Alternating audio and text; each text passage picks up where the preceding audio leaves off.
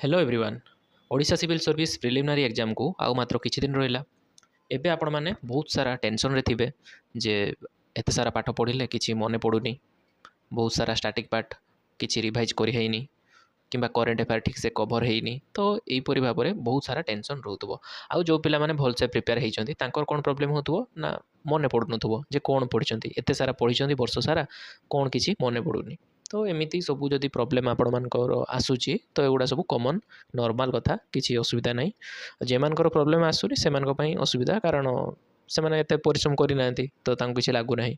तो जो माने परिश्रम करिचंती ठीक से पढिचंती वर्ष सारा तो सेमानको एई सबू प्रोब्लेम जदि बा एंजाइटी आसुची तो एगुड़ा कॉमन, किछि डरिबार नाही। आउ आमर एई जे लास्ट 10 दिन रहउची सिविल सर्विस प्रिलिमिनारी एग्जाम पूर्वरु, एईटा होची बहुत क्रुशियल टाइम। ओके, तो यही टाइम रे आपण मैंने जमी वेवार्ड हेबेनी, जो लाइन ले चलीचंती निजर कंसिस्टेंसी मेंटेन जमी करचंती सेमिति करी चलंतु। अଯଥାରେ टेंशन नियंतुनी जे एग्जाम होबो कि नाही, क्लियर करि परिबि कि नाही, कि मोर मने पडुनी एग्जाम हॉल केमिति प्रिपेयर करिवि। तो ए सब टेंशन गुडा को छाड़ी दियंतु एवं ए लास्ट 10 दिन को केमिति इफेक्टिवली भाबरे पढ़िबे से सब को आमे डिसाइड करिबा आज। ओके, एबे आमे देखिबा जे हमर ए 10 दिन लो कोन काम करिबा आ कोन काम न करिबा, एगुड़ा होची जानिबा दरकार हम पई। कारण आपण मानकु लागुथबो जे आउ 10 दिन रहिला किछि जदि नुवा जिंस पाई गले पढ़ी देबे। मार्केट रे तो बहुत सारा रिसोर्सेस मिलुची ना। तो इच्छा जदि होउची कि आपण माने सांग देखिले गोटे नुवा जिंस पढ़छि, आपण सेटा को जंप कर देले, सेटा को पढ़िले, बाकी पुराना जिंस को रिवाइज करलेनी, स्टैटिक रे कटिबो मार्क। बुझि परछंती कि नै? तो देखिबा कोन कोन पॉइंट रहउची। तो फर्स्ट पॉइंट रहउची डोंट स्टडी न्यू सब्जेक्ट। एई 10 दिन ले किछि नुआ सब्जेक्ट पढ़िबेनी। जेतिकी जहाँ आपण माने पढ़िबा कथा वर्ष सारा पढ़ी देइचंती, जहाँ पढ़चंती ताकू ही खाली रिवाइज करंतु। नुआ सब्जेक्ट टोटाली छुईबेनी, नने आपनकर स्टैटिक रे भूल हबो, सेठी प्रॉब्लम फेस करिवे एग्जामिनेशन हॉल रे। मन रखिथिबे कॉन्स्टिट्यूशन आर्टिकल ही मन पड़नथबो, पार्ट्स ही मन पड़नथबो, शेड्यूल ही मन पड़नथबो। बुझि पारले? तो नुआ सब्जेक्ट टोटाली पढ़िबेनी एई 10 दिन रे। नेक्स्ट आमर जो कौन अच्छी GS1 गोटे अच्छी आ गोटे GS2। GS2 टा कौन? CSAT। तो ये GS1 रो ही हमर स्कोर डिसाइड करिवो जे हम रैंक पाइबा कि नाही बा सिलेक्ट होबा कि नाही मेंस पई। तो GS1 लो जति स्टैटिक टॉपिक को भल से रिवाइज कर देबे। स्टैटिक ही आपन को एग्जाम क्लियर करेबो, करेंट नुहे। मन रखंतु ए गुटे कथा। ओके, करेंट अफेयर बहुत पिला होउतबे, बाकी स्टैटिक रो ही से माने कटंती। तो आपण माने आगे स्टैटिक को स्ट्रांग करंतु, ता परे जे करेंट अफेयर को देखिबे।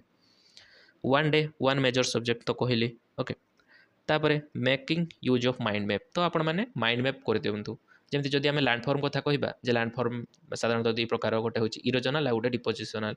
तापरे पुणी तार टाइप अछि जे विंड द्वारा, पवन द्वारा दुई प्रकार हेताय, गोटे इरोजनल आ गोटे डिपोजिशनल। सेमिति पानी द्वारा, जो आम रिवर द्वारा सेठी अलुवियल लैंडफॉर्म, आउ आमर जो ग्लेशियल लैंडफॉर्म, एगुड़ा अछि। तो आपण एमति माइंड मैप कर देबे जे कहा द्वारा कोन केमिति कोन रहउची टर्म गुडा। ओके, आ द्वारा कौन हम आपण मानकु बहुत अल्प समय बहुत अधिक जिनस मन रखिपारे। बुझिपारे? आउ एग्जाम कन्फ्यूज हेबेनी static part pi.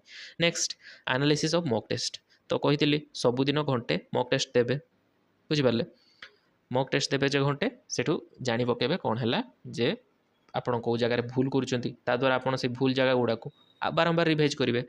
जेमिति examine your errors in practice activity और मॉक टेस्ट। तो मॉक टेस्ट रे जोटी जदि आर्टिकल मन पड़नी ताकू प्रबल मात्रा रे घुसंतु। जदि एनवायरनमेंट रो किछि एक्ट मन पड़नी ताकू भी जेके घुसंतु। बुझि पारले? इकोलॉजी रो किछि जदि टर्म भूल गेला ताकू भी जेके आथरे पढंतु।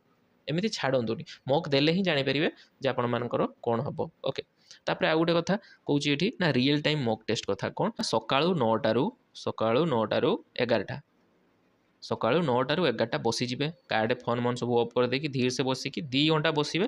गोटे मॉक पेपर जे कोचिंग इंस्टीट्यूट रो हो चलिबो, 100 टा क्वेश्चन जीएस रो थिबो। ऑन कले बसिले, ताको सॉल्व करिया पई चेष्टा कले, सॉल्व कर सारले तापर जेडू उठिबे। जहाँ स्कोर हो किछि सिटी फरक पड़ेनी स्कोर मोर। एठी आपन को कोन पई एटा म कहूची ना, आपण माने देखिथिबे एग्जाम हॉल ले आपण जते जाउथिबे, जदि एमिति रियल टाइम एग्जाम रो प्रैक्टिस करनथिबे तो आपन को एंजाइटी आसीबो, सेठी टेंशन उठे हेइ जिवे, हाथ माथ सब पापुल रे स्वेटिंग हेगा करे। बहुत पिलांगर प्रॉब्लमटा अच्छी, नर्भस हो जाती। तो सही नर्भसनेस को दूर करने कौन करेंगे ना, सबुदिन 9 टा रु 11 टा बसीजे मॉक टेस्ट 2 घंटा। बुझिपारे? नेक्स्ट आउ जदि सीसैट रे भी चाहूँगी, जेमानकर सीसैट स्ट्रॉन्ग अच्छी से किसी दरकार ना, आ जेमाने टिके वीक अच्छा सीसैट पाई से भी सेमती बसिकी 2 घंटा लेखा कि घंटे भी बसतु किसी ना सीसैट पाई।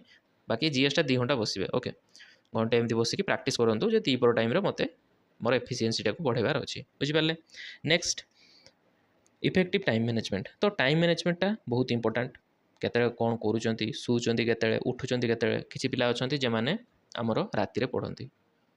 ଯଦି ଆପଣ ରାତିରେ ଏକ୍ଜାମ୍ ପୂର୍ବ ଦିନ ରାତିରେ ବି ବହୁତ ସମୟ ଯାଏଁ ପଢ଼ିଲେ, ଏକ୍ଜାମ୍ ହେଲେ ନିଦ ମାଡ଼ିବ ଆପଣଙ୍କୁ।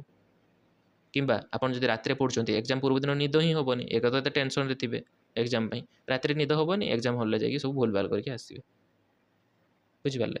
ତ ଏବେଠୁ ଆପଣଙ୍କର ବାୟୋଲୋଜିକାଲ୍ କ୍ଲକ୍କୁ ରିସେଟ୍ କରନ୍ତୁ। ଡେଲି 10ଟା ସୁଦ୍ଧା ଯେମିତି ଶୋଇପଡ଼ିବେ, ସକାଳୁ 4ଟାରୁ ଉଠି ପଡ଼ନ୍ତୁ। 6 ଘଣ୍ଟା ଶୋଇକି 4ଟାରୁ ଉଠିକି ପୁଣି ରିଭାଇଜ୍ କରନ୍ତୁ। ବାକି 10ଟା ସୁଦ୍ଧା ଏବେଠୁ ଶୋଇପଡ଼ନ୍ତୁ ଆପଣମାନେ, ଆଉ ବେଶୀ ସମୟ ଚାହାନ୍ତୁନି। ଓକେ, ଇଏ ଗଲା ଗୋଟେ ଟାଇମ୍ ମ୍ୟାନେଜମେଣ୍ଟ। ତାପରେ ମେଣ୍ଟେନ୍ ୟୋର୍ ହେଲ୍ଥ। ଯଦି ଦେହ ଖରାପ ଅଛି, ଏକ୍ଜାମ୍ ଦେଇତେ ଯାଇପାରିଲେନି, କେଉଁଠି ସିଲେକ୍ସନ୍ ହେବ ଆପଣଙ୍କର? ତ ଏଇ ଟାଇମ୍ରେ ଜଙ୍କ ଫୁଡ଼୍ ବି କିଛି କନଜ୍ୟୁମ୍ କରନ୍ତୁନି, ହେଭି ଫୁଡ଼୍ ବି ଖାଆନ୍ତୁନି। ଯେତିକି ଅଳ୍ପ ଖାଇକି ଠିକ୍ସେ ଚଳି ହେବ ସେଇ ମାପର ଖାଆନ୍ତୁ। ତାମାନେ ନୁହେଁ ଯେ ଟୋଟାଲ୍ ଖାଇବେନି। ସେମିତି ତ ବ୍ରେନ୍କୁ ଯଦି ଠିକ୍ସେ କାର୍ବୋହାଇଡ୍ରେଟ୍ ନ ମିଳିବ, ତାହେଲେ ସିଏ ତ ବ୍ରେନ୍ ୱିକ୍ ହେଇଯିବ, ପାଠ କିଛି ମନେ ରହିବନି। ବୁଝିପାରିଲେ? ଅଳ୍ପ ଖାଆନ୍ତୁ, ଲିମିଟ୍ରେ ଖାଆନ୍ତୁ, ବାୟୋଲୋଜିକାଲ୍ କ୍ଲକ୍କୁ ସେଟ୍ କରି ରଖନ୍ତୁ, ଆଉ ଫିଟନେସ୍କୁ ଧ୍ୟାନ ଦିଅନ୍ତୁ। ଯେମିତି ସେଦିନ ମାନ୍ଦା ମାନ୍ଦା ଲାଗିବନି ଆପଣଙ୍କୁ, କି ଜ୍ୱର ହେକା କିଛି ହେବନି। ରାତିରେ ଫ୍ୟାନ୍ ମ୍ୟାନ୍ ଦେଇ ବେଶୀ ଶୋଇବେନି, କି ଏସି ମେସିରେ ଏବେ ଶୁଅନ୍ତୁନି। 10 ଦିନକୁ ଆଭଏଡ଼୍ କରନ୍ତୁ, କାରଣ ଏକ୍ଜାମ୍ଟା ହିଁ ବଡ଼ ନା ଆମ ପାଇଁ। ଯଦି 27 ତାରିଖ ଏକ୍ଜାମ୍ ଦେଇପାରୁନାହାନ୍ତି, ତାହେଲେ ଆପଣଙ୍କୁ ଆହୁରି 1 ବର୍ଷ ଅପେକ୍ଷା କରିବାକୁ ପଡ଼ିବ ପ୍ରିଲିମ୍ସ ପାଇଁ। ଏକ୍ଜାମ୍ର ସାଇକଲ୍ ହିଁ ଏତେ ଲେଟ୍। ତ ସେଥିପାଇଁ ହେଲ୍ଥକୁ ବି ଏଠି ଧ୍ୟାନ ଦେବା ଜରୁରୀ। ତ ସବୁ ଇମ୍ପୋର୍ଟାଣ୍ଟ ପଏଣ୍ଟ ଗୁଡ଼ା ମୁଁ କହିଦେଲି, ଭଲସେ ମନେ ରଖନ୍ତୁ। ପ୍ରତିଦିନ ଗୋଟେ ସବଜେକ୍ଟକୁ ରିଭାଇଜ୍ କରନ୍ତୁ, ଦେଖିବେ ବହୁତ ବଢ଼ିଆ ଭାବରେ ଆପଣ ଷ୍ଟାଟିକ୍ରେ ସ୍କୋର୍ କରିବେ, କିଛି ଅସୁବିଧା ହେବନି। ଆଉ ଯଦି ଗୋଟେ ଦିନରେ 3-4ଟା ସବଜେକ୍ଟ ପଢ଼ିବେ, ତାହେଲେ କିଛି ମନେ ରହିବନି, କହିଦେଉଛି ଆଗତୁରା। କିଛି ମନେ ରଖିପାରିବେନି। ଏବେ ଯେମିତି ଆପଣ ଏନ୍ଜାଇଟି ଫିଲ୍ କରୁଛନ୍ତି ଏକ୍ଜାମ୍ ଲାଷ୍ଟ ଡେ ଯାଏଁ, ସେମିତି ଏନ୍ଜାଇଟି ଫିଲ୍ କରୁଥିବେ। ବୁଝିପାରିଲେ? ଏବଂ ଲାଷ୍ଟରେ ଏକ୍ଜାମ୍ ଦିନ ବା ଏକ୍ଜାମ୍ ପୂର୍ବ ଦିନ କେମିତି କ'ଣ ରହିବ, ସେ ପାଇଁ ଆମେ ଗୋଟେ ନେକ୍ସଟ ଭିଡ଼ିଓରେ ଡିସ୍କସନ୍ କରିବା। ଆଜିର କ୍ଲାସ୍ଟି ଭଲ ଲାଗିଲେ ଫ୍ରେଣ୍ଡସ୍ମାନଙ୍କୁ ସେୟାର କରିଦିଅନ୍ତୁ। ଆଉ ଯେଉଁ ଫ୍ରେଣ୍ଡମାନେ ବେଶୀ ନର୍ଭସ୍ ହେଉଛନ୍ତି ସେମାନଙ୍କୁ ନିହାତି ଏଇଟା ପଠାନ୍ତୁ। ଓକେ।